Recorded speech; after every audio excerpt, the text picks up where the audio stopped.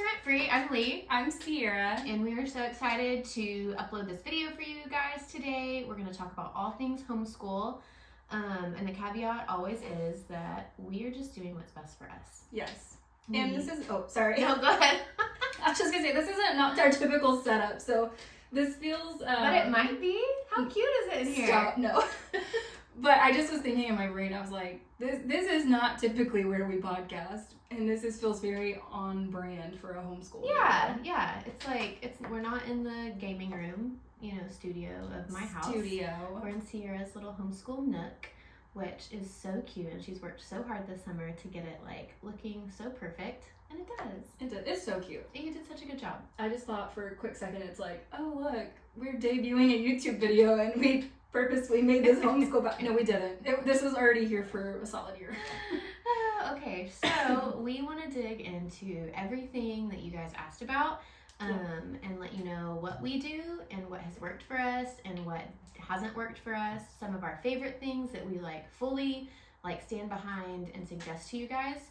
And then some stuff that we've actually just has been total flops. Yeah, we're pass. Yeah, don't ever do that again.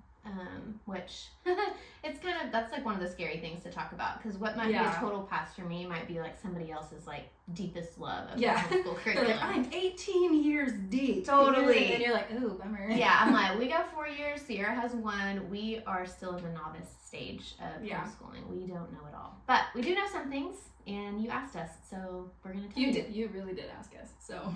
We're just going to go right on in. That's not a pretend part where we're you asked, and we're it's the fake really influencers. Yeah. Nobody asked. Which, a little bit we are fake influencers. But this time we're not, because you really did ask. And we took notes. The only fake thing about us influencing is that I don't like to influence people. I like to be influenced. I'm Ciara, tell me all the things I need to get, because I don't have any good. We do. Good ideas. Oh, speaking of influencing, we will have all of this linked in our stand store. So anything that we mention that we really love, there's if it's on Amazon, we're legally obligated to tell you that we make a very small percentage of commission off of it. It's cents, pennies, people. Yeah. Pennies, okay?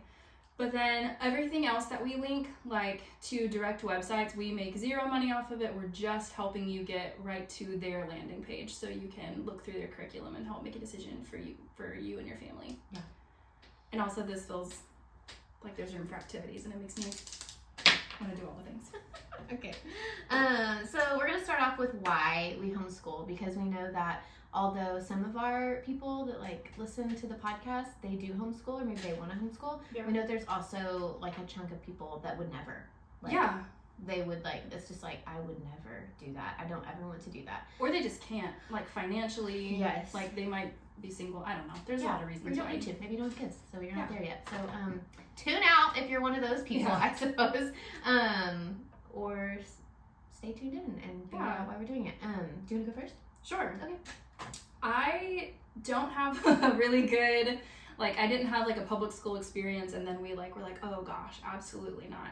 We've only homeschooled Nora.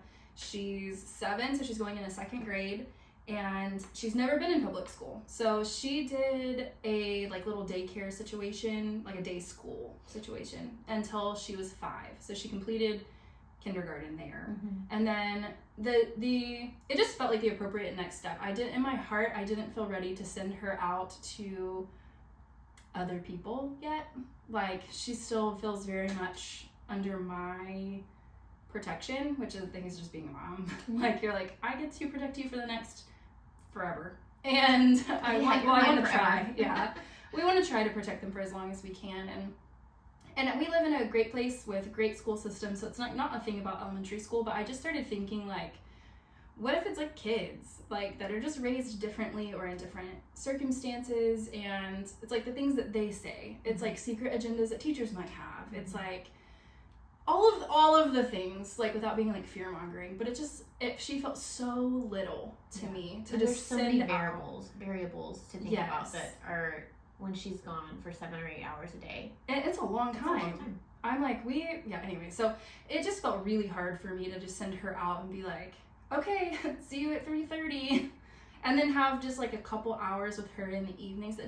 So it did not feel good to me. So I was the appropriate next step from her day school to schooling felt homeschool situation. Like us together doing some curriculum for a couple hours and then just having the day to ourselves felt way more feasible to me. Yeah, and more peaceful. Yeah. Yeah, and for us, I think that I've shared this on a podcast that we've recorded before, but I did not want to homeschool my boys. The year that Ian, my youngest, went to kindergarten was my first year to not have any kids at home.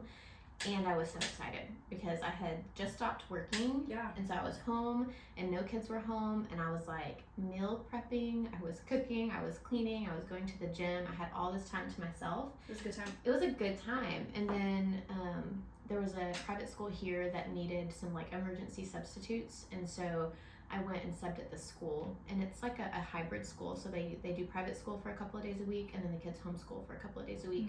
And my boys were like devastated that I would go work for this school when I was not going to homeschool them.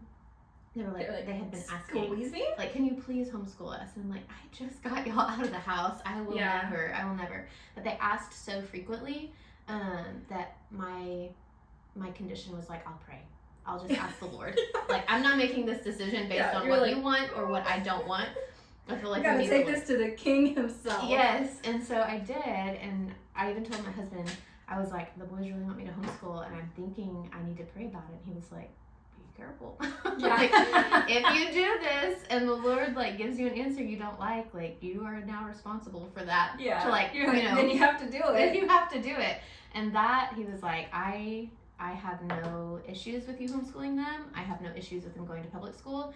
I just want my house to be peaceful. And I'm like, yeah totally. I get it. So I started praying and asking the Lord, and I was reading through Proverbs 31 one day, and the very first Proverbs 31:1 says something to the extent of, it's like a mother's point of view, and she taught her son how to be a good king and a good ruler. Like, she poured into him, and it just knocked me on my butt. I was like, holy cow, like this mother, a mother of a future king, of a future ruler, was put in a position to teach her sons. And I've got 4 of them, 4 sons. And so it just hit me hard. And the Lord like spoke to me in that moment, and he said, you will never regret pulling them in close. That's right. And I was like, okay, like the Lord gave me that, and that's what we stand on. Like, only 4 years into homeschooling, like we've had some really, really wonderful days, and we've had some really, really awful days. And the one thing that I continually cling on to is that the Lord told me I wouldn't regret it. That's right. So that's what we're going with. And even in like new seasons of our homeschool is changed drastically from when we first started. Obviously they're older, they're more independent now. Their work looks different. My work with them looks different. And so our days, our schedules are just vastly different now. Yeah. But even in that, like, I'm just still clinging on to like, I won't regret it. Like the sacrifice we make to be a 1-income family, the sacrifice That's of real. like time and where we spend that time. I mean, everything feels like it's for a bigger purpose for these boys. And the Lord told me I won't regret it. So even when things feel really hard, I'm like, okay, I won't regret it. So that's our why. It's so good. It's from the Lord. I didn't have that. I was She just just like, had like outside peer pressure maybe a little bit. I think at one point I was like, please don't send her. Like, I will take her. Like, send her to my house. That's true. This year, It was some really hard days this year. Teaching a child to read is so hard. is so hard. It's so hard. It's so hard. If you thought in your brain, you're like, I really love homeschooling and I want to teach my child how to read. Just know, No, you don't. it's hard. It's hard. And you might think, it was just hard for you. Nora's really smart. She's really smart, and she's a firstborn, so she's docile. She listens. Yeah, and she wants to please you. She like, loves she wants, school. She loves learning. She wants to do good. It was hard. It was hard. It was hard. I will say too, like we started homeschooling after all of my kids had public school experience, and my youngest even went through kindergarten in public school, and I was fully ready and fully committed to keep him in public school through first grade, and the only thing I was clinging on to was like, if he can read. Like, if he's on level in kindergarten, if he can read, then I'll pull him home.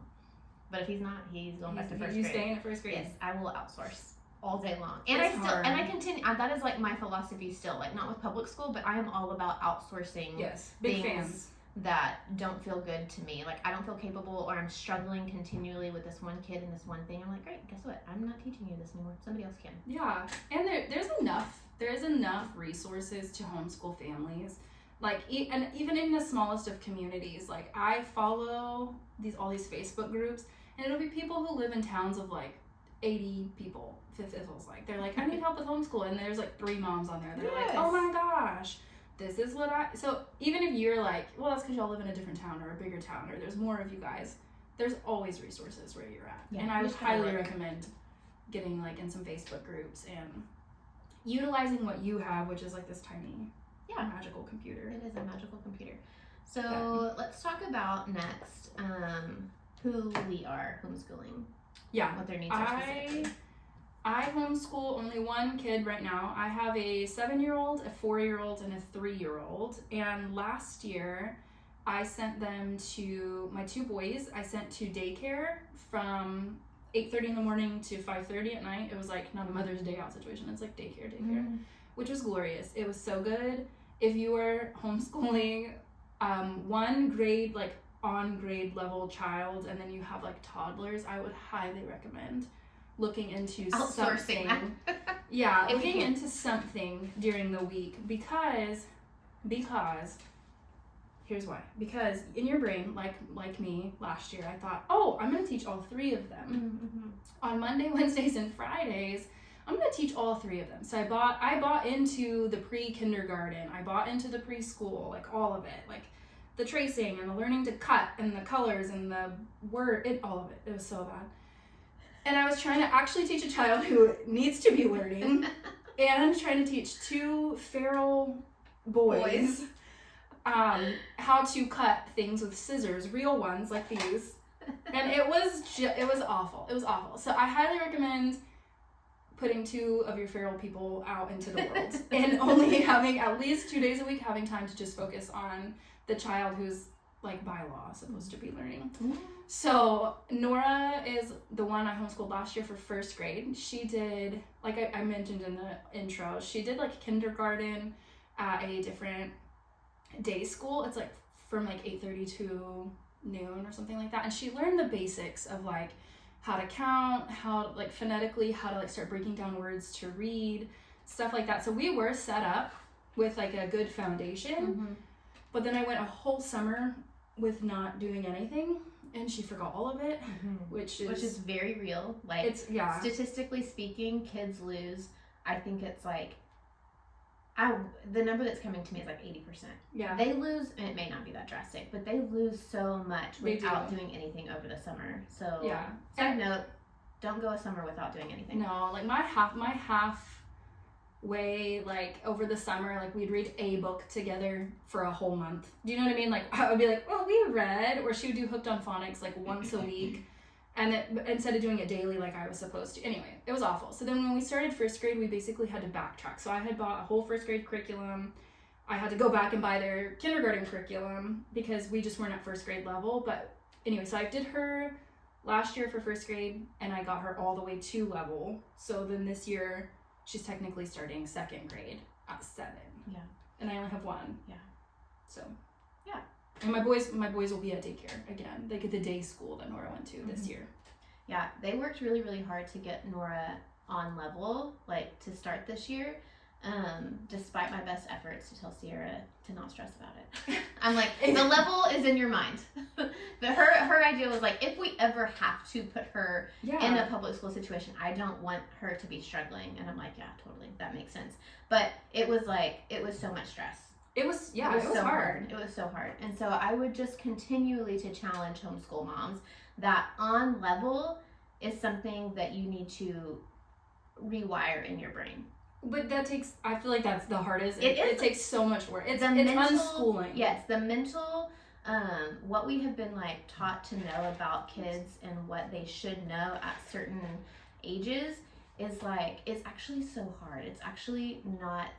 I mean, the state of Texas, I don't know about any other states, but I was a public school teacher for 5 years. The state of Texas pushes these kids so hard in the beginning that, like, the vast majority of kids, when they go to kindergarten, don't know how to read and literally shouldn't know how to read. and leaving kindergarten, they want them reading at a level that is like way too high for what their brains are Like actually first grade capable of. level.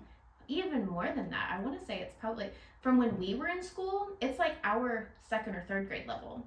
That's crazy. They have bumped down. So like what would be 3rd grade considered, they have bumped down into kindergarten. That's wild. Like over the decades. It is hard. It's why it's, and our kids just developmentally aren't ready for that. And I mean, I took classes in college that told me like kids' developmental stages and what they're ready for. And they're like, everything you learned in college, shut that down. Yeah, actually the state of Texas is better. What we want is little robots. Yeah, I could get on a whole soapbox about public school, but I won't. I homeschool 4 boys, and they are 9, 12, 14, and almost 16. So I've got 2 in high school this year. I've got 1 in middle school and 1 in elementary school. And I could tell you their grades that they're going into, but quite honestly, everybody is a little bit somewhere different. Yeah. Like math for one of my kiddos is a real big struggle. And so guess what? We're going to be doing a level below his technical grade level in math, but like he reads like an insane person. Yeah. Like his comprehension is up there. His creativity is way up there. So I'm like, and he can write stories like nobody's business. So I'm like, all these other things, I'm like, you are here. Math, you're here. And some things you're here. So I could put a grade level on that stuff, but I am still trying to unwire my brain when it comes to that. And it's just not important to me to put grade levels on them. Now there are programs that we use that make me choose a grade level, and so we do, and then we just fill in gaps with other programs. I will say, and also choosing like grade level. I think in a homeschool community they use like they switch grade level out with like placement. Yes. What's your placement level? Yes. And which I thought was really helpful. A curriculum that we chose to like help supplement for this coming year.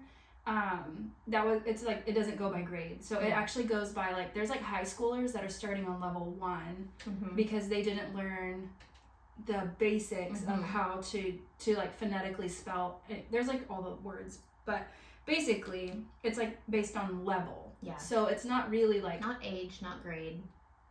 Just their skills. Just their skill set and like how do you need to like build. So that's like another thing like I was kind of shocked by in homeschool because I'm like I want 2nd grade everything. But when we sat down to take all the placement tests, we had to see like, oh, okay, is she reading at level 2? Is she actually reading at level 4? Like is her math skills at level 1? Like it's just the placement tests are super helpful, and they also will help that switch in your brain for like grades. And everything that we've used that is like specific for homeschool has a placement test. Like you can usually find them online. Free on their website. Download thing that you can print off, or sometimes you can just talk it through. Like sometimes I don't even print it off.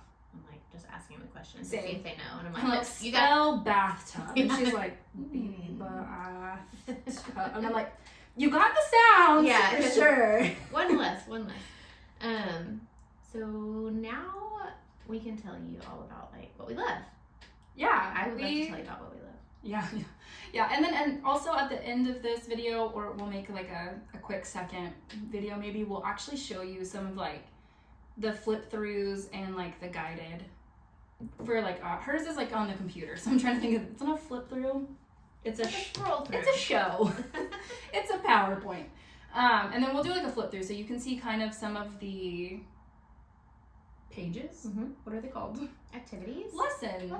So you can see some lessons and like what it looks like in a day-to-day situation, and kind of like maybe just like a loose schedule of what we're going to do this year. We have on here like what we're going to use, and so for us, we're using the Good and the Beautiful for on their 2nd grade. Well, they don't call it grade. It's level 2. We're using the Good and the Beautiful again. So we used it for first level.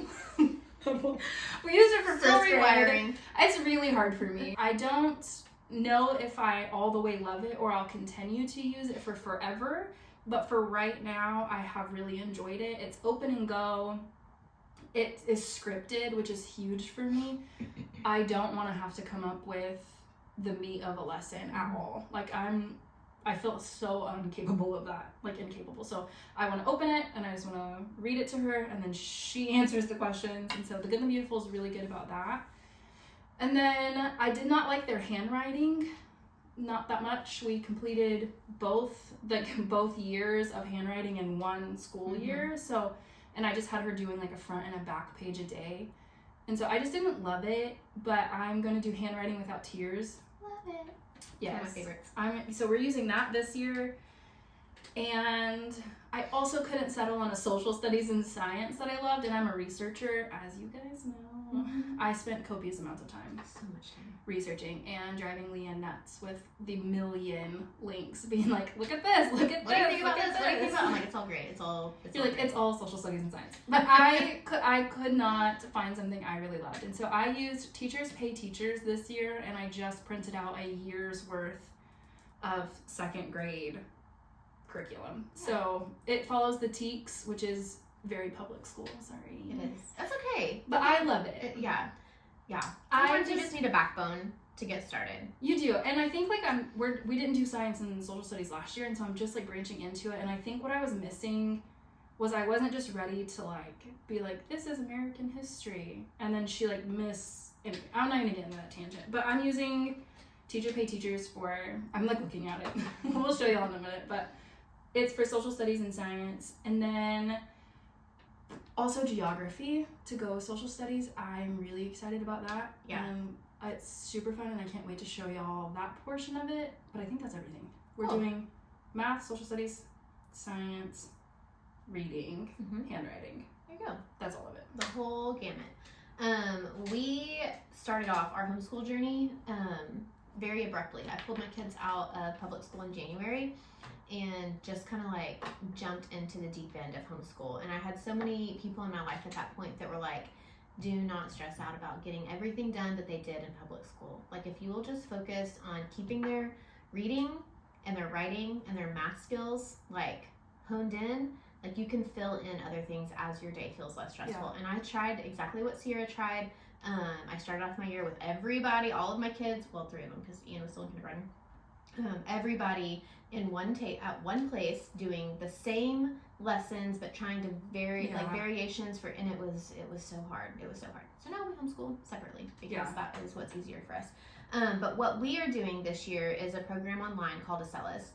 And so when I say I like outsource schooling, and I feel like my main responsibility last year and this year, well, part of last year and this year is going to be integrity. Like, I'm just making sure my kids are doing their school with integrity. They're watching the lessons, they're actually listening, and they're not cheating.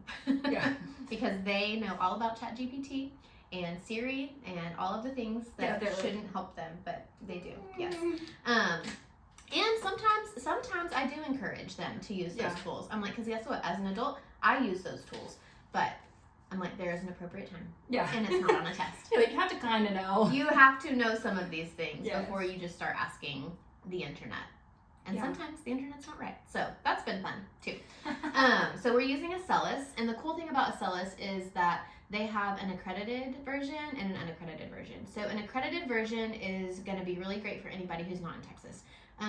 Texas does not require homeschool families to track grades or progress for kids until they're in high school, until they need their transcript. And so we use the unaccredited version for our kids because I can track for my high school kids and I don't have to track for my younger kids. Yeah. And that is the only difference that I'm finding between accredited and unaccredited, is that accredited just means they have all of the records kept for you. Yeah. Like in a true transcript style, so you can like send it to a college. Yes. But if you don't ever want to do an accredited program, they're way more expensive, first of all. You don't have to. We are a part of a homeschool advocacy group, THSC, I think it's called, Texas Homeschool Coalition. Yes. And we pay a yearly fee.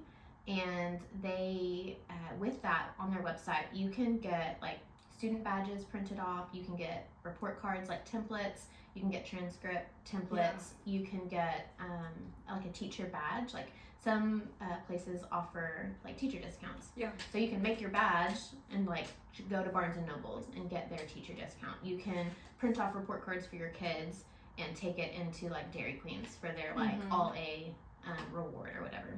Really, if you're getting in any trouble, like I don't know, if all of a sudden Texas wanted to interfere, like they have like advocacy groups. Yeah, they have like, no, sorry, she is schooling her children. Yes, like to make she sure is it's not protected by law to do this. Yeah, it's I highly recommend it. And on top of that, we get free tickets into their convention. Thank you.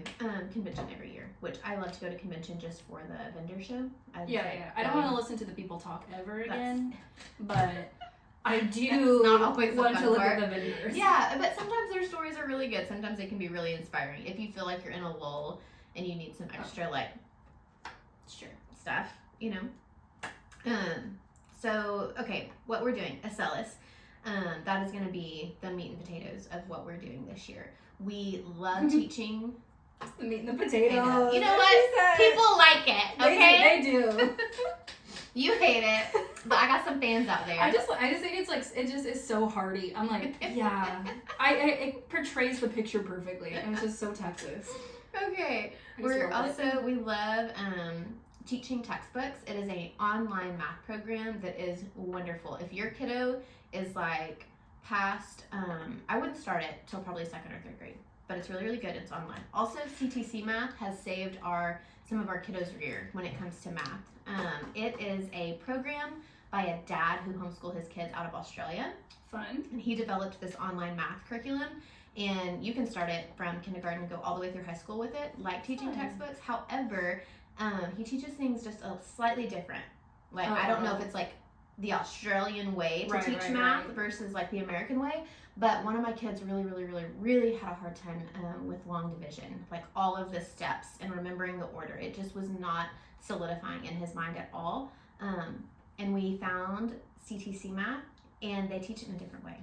And it was like a light bulb moment for my kid. Yeah. And so I will always recommend CTC Math, teaching textbooks, and we love Acellus. We used Acellus over the summer to like keep us, obviously because we didn't want to lose any of the knowledge we had gained for 1st grade, and we really liked Acellus too. It was like, it's easy to follow, it feels really fun. If you do textbooks all year, for Nora it felt really fun to do something like the Jones Boys. She was like, I am so official.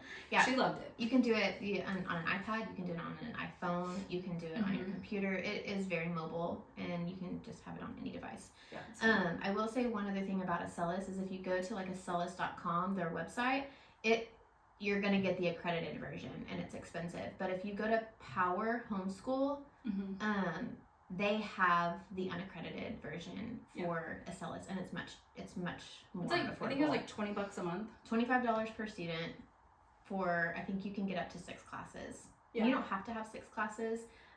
Like I loaded my boys down with like all of the classes at first, and there was some that they were just like, we actually just hate this. Yeah. One's being coding specifically. None of my boys are going to be engineers apparently, or work in IT. Coding is so fun. I loved it. I'm like, how are you not interested in this? I'm sorry. This is so fun. It feels like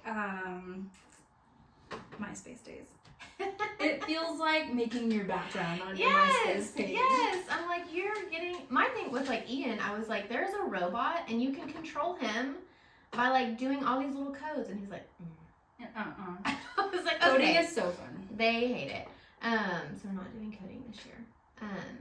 So that's our homeschool. And we are gonna also be joining Ciara and Nora for history and science, because I love history. My kids don't love history, and that is sad for me. And so I'm like, maybe you're like, we just need to be in a group setting. But I don't like science. So I love both of those things. I don't want to teach science. I don't want to do experiments. So we're going to come over here to somebody who does want to do them and join in with them. I do love it. And when I asked Nora, which I highly recommend doing if you only have one child, so please, I just asked her, like, what would make homeschool feel really fun for you this year? And that was part of it. She was like, I want to put my hands to something fun. She was like, I want to do crafts. She wants to build a robot. I was like, we're going to have to touch base on that one later because I don't know if you think I could build a robot, but I cannot. So she was like, I want to tell it how to do things. I was like, oh, you mean like not like a cardboard situation? Like she wants to code. She wants to fully make a robot. So I was like, let's start with cloud making. Let's learn about, chemtrails. I'm just kidding. But just like a fun little, if you didn't watch that 101 class. If you didn't watch that episode. listen. What am I saying? If you didn't listen to that episode of our podcast. So I'm so excited about social studies and science this year. And I might hate it. I might update you next year and be like, bro. That is like literally the game that we play, that every year I play in homeschool, is we get into something that I think is going to be awesome, it's going to work, and then I'm like notorious for changing every semester. Yeah, you are. I'm like, oh, I actually didn't like any of that, and this didn't work for us, so we're changing. And we do. And guess what? We have the freedom to do that. That's right. And That's so part of wonderful. We get to change whatever we want. The only problem is the money that I spend. Yeah. I'm not I can't following change, through. yeah. I'm like, it is like I bought it. I have to use every page of it. There were so many times last year I'm like, you don't have to use that anymore. If you don't like it, she's like, yes, I do. I will. I will finish this. And you know, after we finished it, it all made sense. Like at the end of it, I'm like watching her be able to like phonetically break down words. I'm like, this is why they were teaching this. Even though I hated it in the moment, I was like, dear Lord. And then now we just share with you guys some of our favorite things that we've used. Oh, in the past, for me last year, or just like things we're really excited to use this year. Mm-hmm. I'll let Leanne go first. Okay, so our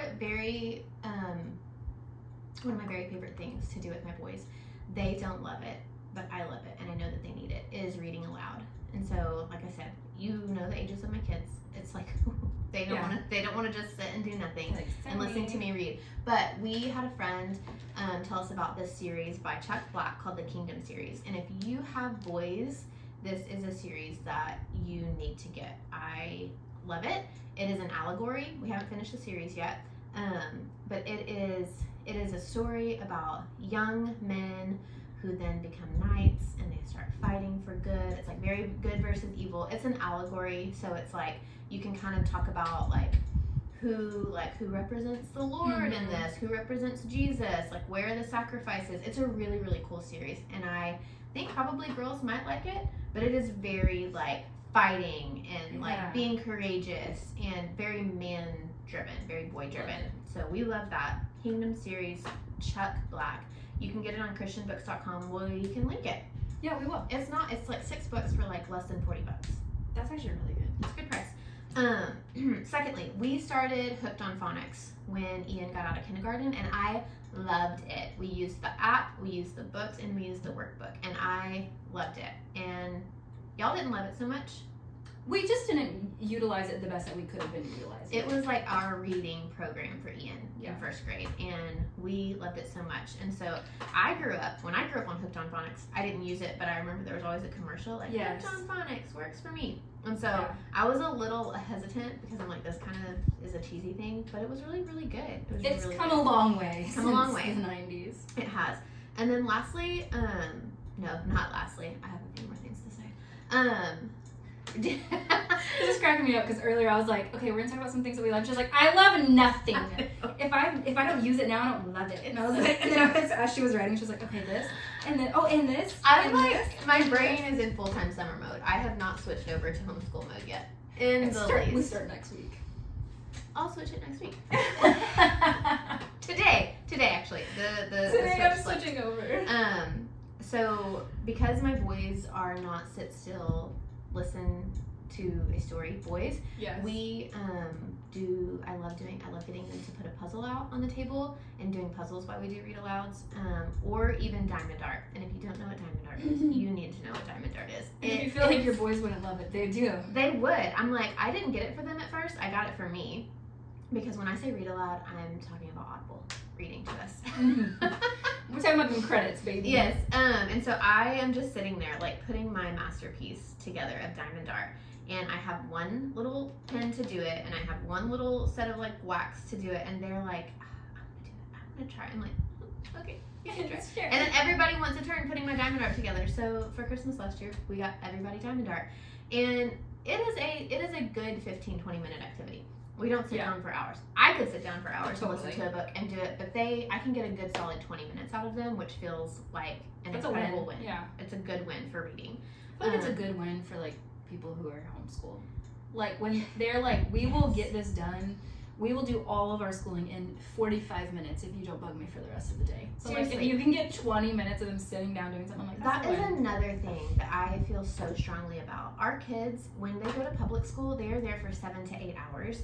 And so much of that time, if you ever wonder why my kid's getting in trouble so much at school or why are they acting so different at school, it's because they're bored to tears. Like, my high schoolers get school done in 2 to 3 hours. Yep. And the rest of the day is theirs. Now they have jobs, they've got chores, Yeah. they've got things to do. But I'm like, so homeschool, you work on their attention span. If you have a kid that can only work in 10-minute chunks, and guess what? Math is 10 minutes, handwriting is 10 minutes, reading is 10 minutes. You work with them, and don't make it stressful for you. Mm-hmm. Okay. You already mentioned what you're doing this year for handwriting without tears. I love handwriting without tears. It is wonderful. Get it. You will be happy you did. I even used it for my when my 2 oldest boys were in 6th and 7th grade because their handwriting is atrocious. But I was like having them work out, even just like the print books. I'm like, work on this. I'm excited for it. Yeah. Lastly, this is a legit lastly for me. Well, I have a kiddo that is dyslexic and went through public school and had all of the resources that public school can give to them. Yeah. But when we got home, I was worried about him struggling and falling behind. And so I had him tested, reevaluated at a school, a private school here in town. And I was just real honest with the girl. I'm like, we cannot afford to bring him here twice a week for 45-minute sessions when you're charging like $150 per session. Like, I can't do it. That is way out of our. So like, do you have any suggestions for me as a homeschool mom? And she said, yeah, buy the program that we use. And I'm like, oh, thank you so much. And so it's called Pride Reading Company. And if you have a struggling reader, even if you like, maybe they're dyslexic or maybe they're just needing some extra help, I fully support Pride Reading Company. It is a wonderful program, and we phased out of it. Yeah. Like, my kiddo is like, he'll be dyslexic for the rest of his life, but he's gotten the tools he needs to figure out what is best and how he can be successful when it comes to school. One caveat: don't forget to do plays with your kids. We want to leave you with a couple it's okays. Yeah. Okay, so I'll do 3, you do 3. Oh, okay. I don't have any. Okay, we don't have any written down. It's okay if you don't have this kind of setup. Oh, 1,000%. Yeah. Yes. It's okay. It's okay if you are at your. I abandoned this whole setup halfway through the year, and I got a black little cart, and I had to go to my dining room table because I had 2 feral animals running around breaking things, and it was not feasible to be in here anymore. So we booked it. That's my first it's okay. It's okay if you do not complete a full lesson in one day. If you were like me and not as much like Leanne, it feels really important to you that you start and finish something. That I can see from page 1 to page 1.5 that we did the whole lesson, and I know that it was wrapped up and we can check that off of a list. I would make it great in another state where you actually had to keep track of all this stuff. I would excel. But it's okay if you don't finish the lesson. It is fine. At the end of the year, I got to that point where I was like, if Nora can handle 15 minutes today, that's better than me and her being frustrated at the end of 30 minutes because I wanted something that she just wasn't having that day. And that was okay. And then the third thing that I think is, it is okay, is that there is like this huge pressure, and I am like speaking to myself because it is so hard. Y'all saw my eye just twitch? It makes me so stressed, okay? It makes me so stressed. Is the socialization aspect of your homeschool child. It will feel, and it will eat at you because you feel like you are robbing them something when they don't get to be around 40 to 50 other 7-year-olds every day. You feel like you're but anyway, there's resources is what I'm saying. So it's okay. They're not going to be weird, unsocialized children. You will make friends outside of the public school system. Means you have to talk to adults, which is a really hard part for me. Because like you kind of have to make friends, and I don't really I'm not really like searching for any right now. The docket is full, and then like one that lives in Dallas, but it's fine. But basically, it's okay. It's okay that your child like maybe sees like 4 other kids some weeks, and then some weeks it's like all their friends are from Vacation Bible School. It doesn't matter, and your kid's gonna be okay because as long as you're not weird, your kid won't be weird. That's fine. That is so true. I feel like if you're normal, which I mean, Nora, some might consider me weird. If your kid's your own kind of weird, rock on, because I would love her to be my kind of weird. Totally. I would love her. I love her just the way she is. Okay, so my 3, it's okay. It is okay to abandon plan A and pivot to plan B. Yeah. No matter where you are in your schooling journey. We've done it, and all my kids are great. We did it last year with first grade going back to kinder. Yes, like pivot as you see fit. Do not force stress into your life. Like homeschool, part of it is to make your life more peaceful and your kids' life more peaceful. So change direction if you need to. It is okay for your kids to be bored at homeschool. Sometimes a little boredom is okay. The stimulation that our world like says like this is like appropriate stimulation is not great. So getting them to like figure out how to entertain themselves when school's over, like giving them options of like you can do A, B, C, and D and letting them choose one. I'm a strong advocate for like not being my kid's source of entertainment. Yeah. Like it's okay for you to be bored. I'm sorry that you feel that way. Go pick up a book. Yeah. Go work on your school that you didn't finish. We're big into like go like do like the art kids hub, whatever that is. Yeah. Like the North's huge into like go draw. Yeah. Go figure it out. Yes. Go outside. Go sweat a little. You know? Lastly, it is okay for your homeschool journey to not look like anybody else's. That's right. I feel very passionate about what we do for my kids in their homeschool, and we have edited out a big chunk of disagreements, lighthearted disagreements about what homeschool looks like.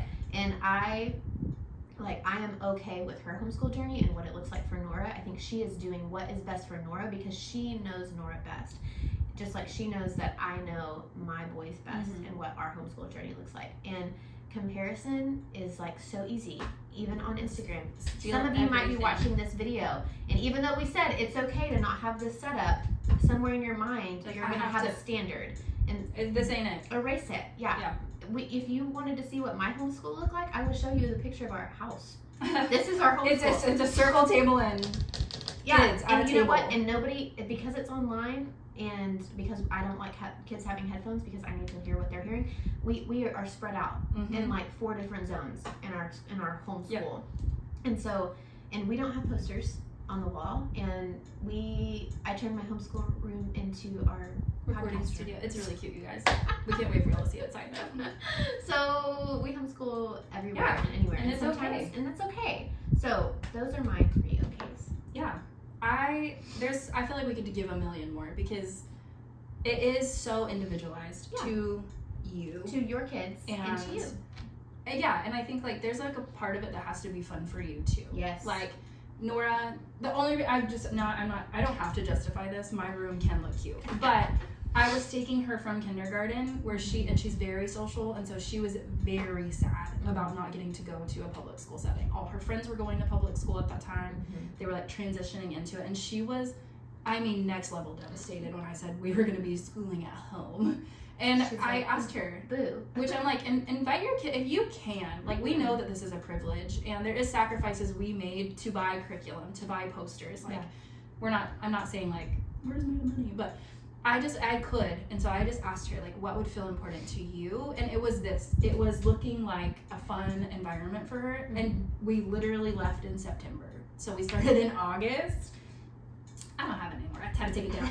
But my calendar over here, it says September. Last week it still said September. It says September because you know when we left? September. We made 1 whole month in this room. And then it was not feasible for the rest of the year. Yeah. And that was okay. So I just am like, I think that you can make it feel good for you and your family, whatever that looks like.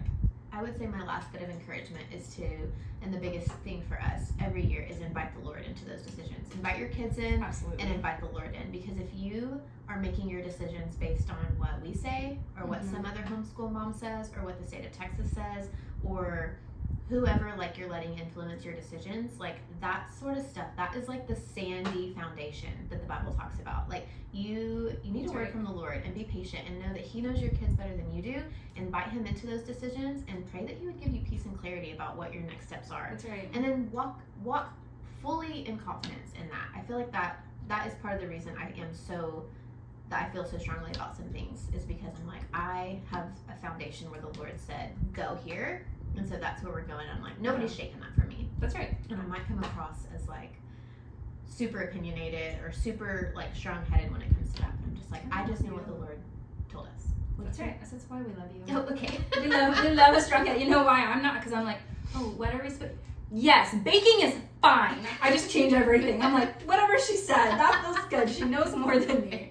No, I'm kidding. If you listened to our last episode, we actually talked about waiting, and I was in a season of like, I really needed a word from God on what I was supposed to do with this child. Yes. And when I had that word, everything else started to feel more peaceful. Yes. Like when the Lord met with me, I was like, this is the right steps. I was able to pick a curriculum. Mm-hmm. I was able to do like, yeah, you absolutely have to have to a place.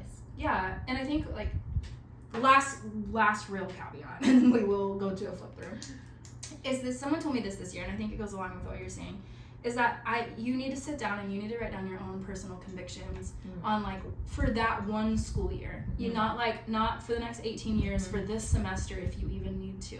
What are things that like are foundational to you? So for me, one of like my last year was I wanted Nora reading. That was foundationally important to me personally.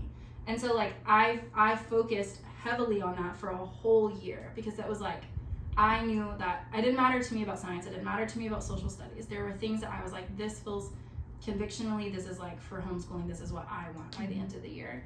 And so I redid that for this semester. It was like, I want to introduce these, anyway. So just make your own list of like things that feel really important to just you, and you and the Lord make it, and you hold tight to those things. Mm-hmm. And then it makes it easier to pivot when you need to, or it makes it easier to be like, I love this is working for us, or this was not working for us. Maybe I do need a space. Like my sister homeschools, and it used to be at her dining room table. She was like, I can't do this anymore. Yeah. And so she made it in her garage, for crying out loud. Like, great. Like you have to make it work for you, but it has to come from a place of real conviction for like what you want it to look like with the Lord. Yeah. So we hope this feels encouraging to you and not overwhelming. We know that all of homeschool can feel overwhelming, but literally if we can do it, you can do it. That's real. So thanks for hanging out with us today. Yeah. Okay, so this is the Good and the Beautiful language arts. We've used this for last year and this year. I've actually tried kindergarten, first grade, and second grade, but this is kind of what level. This is what level 2 looks like. So it comes with these coordinated readers that you don't have to buy because they're useless. And it has like a table of content. Squeeze me, you can't see that. Okay, it has a table of contents, and actually I think one of the like coolest parts is the scope and sequence. So you can kind of get an idea for the whole year what you're going to be doing, and then like all of the words from level 1 that they should kind of be familiar with, but it's not a requirement that they've memorized them, and then the words that we'll be working on for this like year 2. And then I'll just show you all a lesson. So I just flipped to lesson 23, and this like happens to be about spelling. And so they're really short, like 1 page, and then some independent practice. So they're going to be reading over here, and then this one is like just like C, a ship sails on the sea, C, I see a dog, and then you have to pick the correct homophone, and then that's it. That was 1 lesson. So they're really short typically, and every book comes along with a reading booster book. So last year they looked more like The Cat Sat, and then it progressed to like Phil, and then it progressed to like Phil ran a race. It was like harder, but this year, which I'm really excited about, is it is a chapter book. So it starts like with their booster book set, and it goes over main phonics that you get to use in practice. So I should get the other ones out and show you, but basically it has like your student reads this, and then you read this to your student, and then you do that. You just go back and forth. It's like 2 books this year, and then this is the booster cards that correlate with those books. So they look like sounds of EAR, and it will go with let me show you this part. Poetry reading sounds of the double O. So, and then it says, with the child read chapter 5 of the reading booster book. So then you would just go to Wesley and the Wolves, chapter 5, and you would just, like I just showed you guys, you would just take turns going through the sounds, and it has them like highlighted right here. I don't know if you can see that very well, but anyway, I'm actually really excited because Nora hates books that are like, that don't have a point. And so she's super excited about these. Okay, and for this one, I just got our Math 1 from last year because I wanted to show y'all what a completed lesson looks like. So the same as the language arts, there's like the table of contents, a hundreds chart that you can like flip back to about the course, frequently asked questions, and then lessons 1 through 40, a unit review. And so I just wanted to show y'all kind of what that looks like. So this is like, this was over tally marks, and it's about tally marks. So that's the whole lesson. No, I'm just kidding. But really it was like, you read to the child, this is what a tally is, this is how to do it. They tally it together. You have like these independent, like before you start, like draw a circle going clockwise, count by 10s to 100. So you get all of that practice in. And then on this page, this is like the end of that lesson, but it's like learning like 10s place, 1s place, complete like the math problem, and fill in a calendar, which by the end of the year, she hated these so much that she would just verbally say it and I would fill it in for her because she was like, these are the worst. Anyway, so these are the lessons. It comes with a little box. So anything that it asks you to use, or like any of the games that you want to play that they like have on here, it comes in a box with this book. And we really loved this math. It was super easy. Okay, here is a fave, the Handwriting Without Tears. This is a really cool little strip. This is like kind of classroomy, but it's really good for kids to see like firsthand if they're writing right here, if they have their paper, that they can see exactly how the letters should be formed. It comes with a teacher's guide, which I just told Ciara, I've never actually used a teacher's guide. What's in here?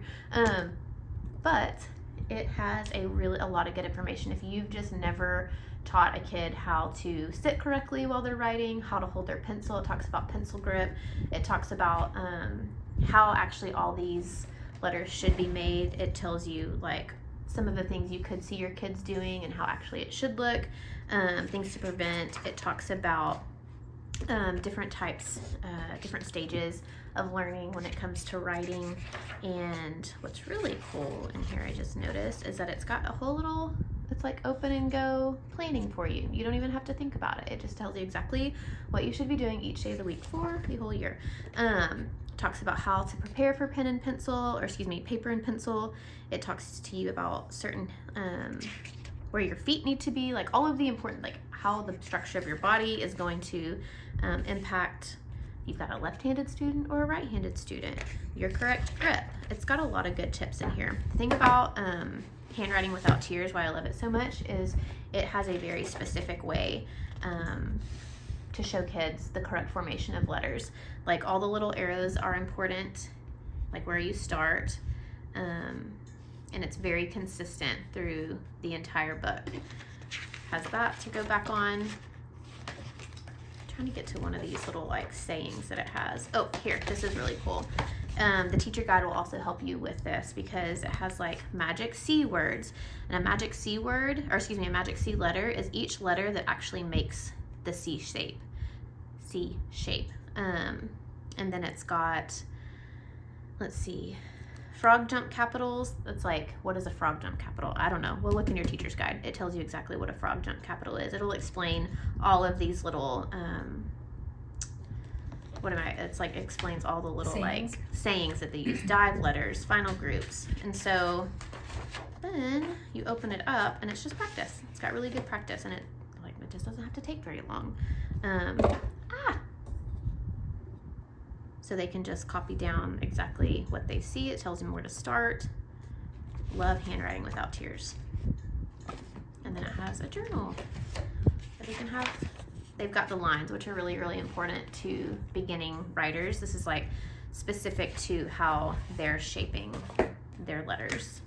Looks exactly like this. So when you're saying like your lowercase c's always have to go like between the lines, they have those lines to work with. Your capitals have to go above the line. They can see what that looks like on here. And it's super helpful because if you just get notebook paper, it doesn't look like this all the time.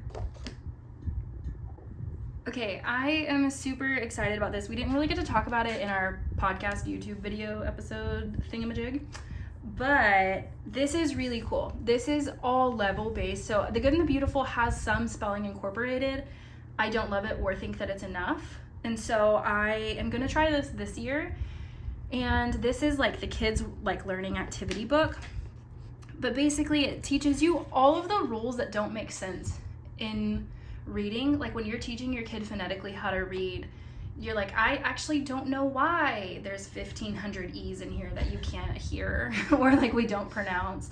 But it has like all those rules in this, and it kind of teaching you why you phonetically like put them into it, but it's not teaching your kid to read. They have a whole reading program, but I did not go that route because I actually do like the Good and the Beautiful's approach, but I did want to incorporate some of their spelling.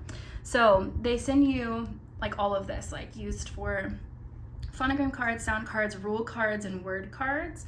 And it comes in this box, and you have to like tear all these apart and put them in here together. I don't know if you can see that, but like these are like the review cards, these are the sound cards, rule cards, and then the word cards. And all of these are incorporated with a lesson. This was really easy to put together, and it was really organized, which I kind of appreciated because your girl cares about that kind of stuff. And pretend like you can't see this yogurt stain. That won't come off because the box ripped, okay?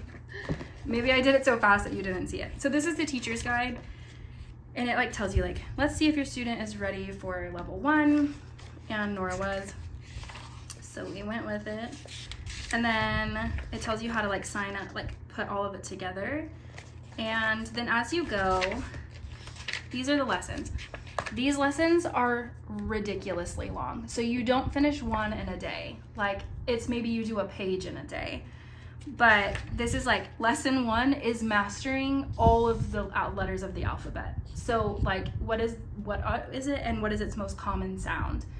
And it tells you, people, did you know this little business right here? Did you know that these are organized with the slashies for the first most common sound to the least common sound of that letter? Leigh said, I didn't know. I thought that was crazy. Anyway, so then it shows you like if you've done all that. And then actually another thing that I really like is it says, can you skip this lesson? And if your child can answer the questions that they have listed out, then you are actually like, because maybe you're halfway through this book already, like their trajectory is like a little further along, but they weren't ready for level 2. It shows you like when you can skip and how to do it the right way. So this is so cool. And they have like letter tiles, so it's like hands-on learning, but you can also just download the app on the iPad, which is the route I went for because a bunch of tiles sounded like my feral boys would take those. So then like choosing the first vowel, the correct vowel for, anyway. I hope that this made sense because it is really exciting. And then this is what the kids' lessons look like. These are like their activity sheets that go along with the lesson that you just did for them. So it's like a word search that goes along with lesson 8, basketball game for lesson 5. And these are optional and just like a fun part of the lesson if you would like to do that. Part of the curriculum that we're using this year is called The 50 States, My Trip Across the USA. And it's by another homeschool mom who does not live in Texas. They're the five girl schoolhouse, something like that. It incorporates with a Knotgrass book, which is like a history book, this book, and then her like PDF thing that you print out. But this is one of the books that she like tells you to like include in your trip across America. It's so cool. I just am so excited. Okay, I'm gonna go to Texas because it was the coolest and we love Texas. This is probably shouldn't have started here.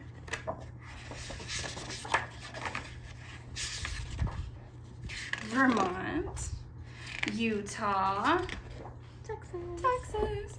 Okay, you can't even see all of it because this book is massive. It's like 2 hands, but here. We'll squeeze as much as we can in. Okay, so as soon as Nora saw this, Nora was like, oh my gosh, do we have mammoths and armadillos, and it was just really cool. But it has like Reveille for A&M. It has all these Texas facts. It has like important people, moments to remember, like different museums you can go to like with your kids. So like this is in Waco, the Mammoth site. And then way over here, they actually have like a little excerpt on Texas. And I thought it was the cutest thing ever because it's all about how Texas is big, right? It's the second largest state in the country. And it like even talks about like how Texans are naturally generous and like more friendly than most other states. And it's like, oh, because their hearts are big. And it was just like, Nora was like, really? I was like, that's true. I'm like, Texas is probably one of the kindest states we have. I don't know. But then it has like these key facts and it correlates with the binder for the 50 states PDF. So like when your kids have it, they're like gonna basically by the end of it, they'll have written a research paper. And so you can go for like the capital, the what's our state bird, the postal code, all of the things. And I think this book is so fun. The second Nora opened it, she freaked out and was like, I want to read every page. And I was like, that feels like a good one for homeschool. Okay, so here is one of my kiddos, a Celis like desktop version. So we are under the classes tab and it tells you all of the classes that he's going to be doing this year. It has progress. So this week we haven't done any. So it's Monday, Tuesday, Wednesday, Thursday, Friday. So it puts in red what you should have done and haven't done and yellows out everything else that is to come. What I really love about this program is that when he is in a class, he can open it up. It plays a video. I'm going to mute it. My kids love that they can up the speed and they can listen to it a little faster. And some of them, it's totally good. Some of them, it's not so good that they can do that. It has a resources tab that tells you like how to use it. It has the lesson list. And here's like everything that they're going to be learning. It also has the progress. It tells you like where you are this week in that subject. And that has a little help. You can go back to the lesson manual and you can go to lesson videos.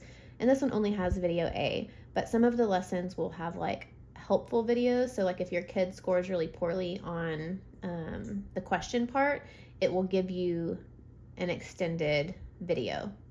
Like it will move on and say like, hey, here's an actual like video that will cover some things that maybe you needed some help with. Mm-hmm. Love that. If I can get out of here.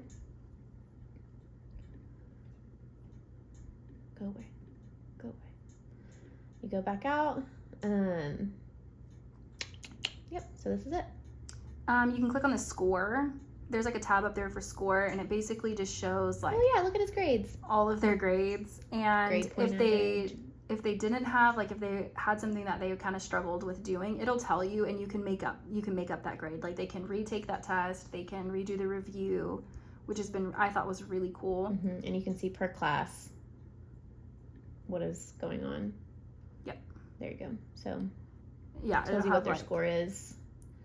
Like you can take retake for credit if they didn't get such a good grade. Mm-hmm.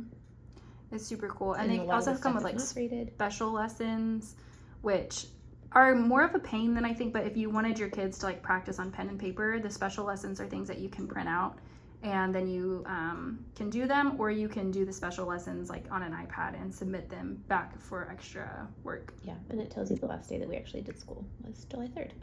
Hey, we haven't touched summer it since baby. Then.